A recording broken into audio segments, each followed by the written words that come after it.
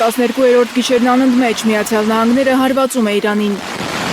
Չնայած Պենտագոնի տվյալով Հորմուզը բաց է, Իրանի խորհրդարանի նախագահն ասել է, որ նեղուցի անվտանգությունը հնարավոր կլինի ապահովել միայն այն ժամանակ, երբ ամերիկյան ուժերը հեռանան։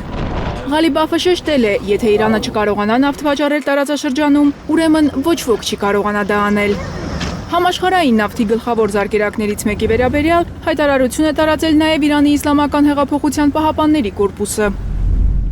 3 նավթատար փորձել է անցնել Հորմուզի նեղուցի հարավային ճանապարհով։ Նավերից մեկը պայթել է ու այրվել, մյուս երկուսն արագ հեռացել են։ Հորմուզի նեղուցը մեր վերահսկողության տակ է։ Ցանկացած նավ, որին մոլորեցրել է Միացյալ Նահանգները եւ մտադիր է անցնել նեղուցը, առանց Իրանի Իսլամական Հանրապետության հետ համաձայնեցնելու, նույն ճակատագրին կարժանանա։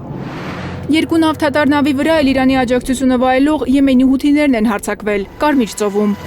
Զինված խմբավորումը սպառնացել է շրջափակել Սաուդյան Արաբիայի հիմնական նավահանգիստները։ Իրավիճակը ցամաքում ու օդում է լարված։ Իրանի բանակը հայտարարել է անօդաչու թռչող սարքերով Քուվեյթում ծանր հարվածներ է հասցրել 3 ամերիկյան բազաների։ Զոհերի կամ վնասների մասին տեղեկություն չկա։ Թեհրանը հայտարարել է, հարվածներն ուղերձ են Քուվեյթի ժողովրդին։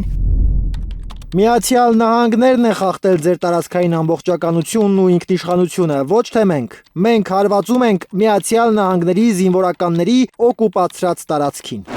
Ամերիկյան ռազմական օբյեկտները հորդանանումել են Իրանի կրակի տակ հայտնվել։ Ալ Ջազիրան հայտնում է, ամերիկյան բազայի վառելիքի բաքերը հրկիզվել են, ոչնչացվել են հակահրթիռային պաշտպանության համակարգի ռադարները, ուղղաթիռների սարքավորումների վերանորոգման պահեստները։